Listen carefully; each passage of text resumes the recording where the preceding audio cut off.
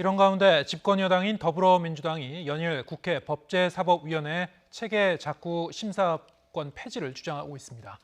이에 통합당은 거대 여당의 독주를 막을 유일한 견제 수단이라면서 맞서고 있는데요. 이 용어도 어려운 체계작구심사권, 도대체 무엇인지 나연수 기자가 정리했습니다. 법사위를 이렇게 운영하십니까?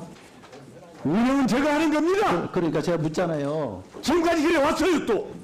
이의 있습니까? 물어봤는데 제가 이의 있다고 말씀드렸잖아요. 인정하세요. 아니 너무 심한 거 아니에요 지금? 지난 3월 이른바 타다금지법이 국회 법제사법위원회를 통과할 당시 모습입니다. 여객 자동차 운수사업법을 개정하는 이 법안은 국회 국토교통위원회 소관입니다. 그런데 왜 법사위에서 고성이 오갔을까? 모든 법안은 법사위의 체계 작구심사라는 최종 관문을 통과해야만 본회의에 상정될 수 있기 때문입니다.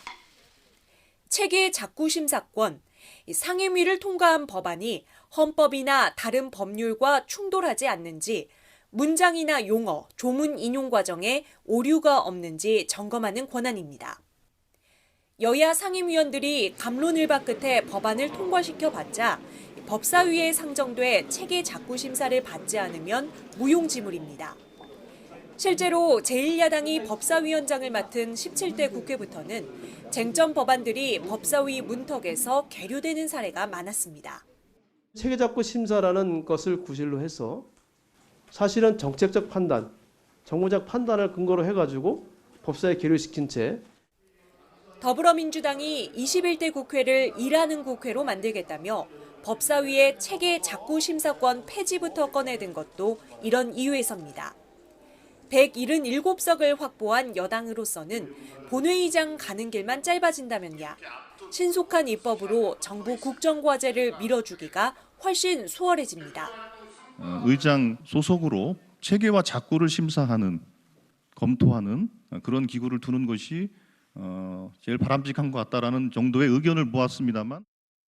반면 미래통합당은 거대 여당의 의회 독주를 견제하기 위해 법사위의 체계 작구심사가 필요하고 위원장도 야당이 맡아야 한다는 입장입니다. 이는 벼룩 잡으려다 초가삼간 다 태울 수 있는 위험한 발상입니다.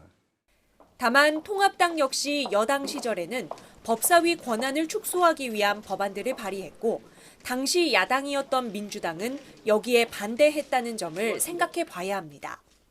따라서 체계 작구심사권 자체의 문제라기보다는 이걸 누가 어떻게 행사하는지가 더 중요해 보입니다.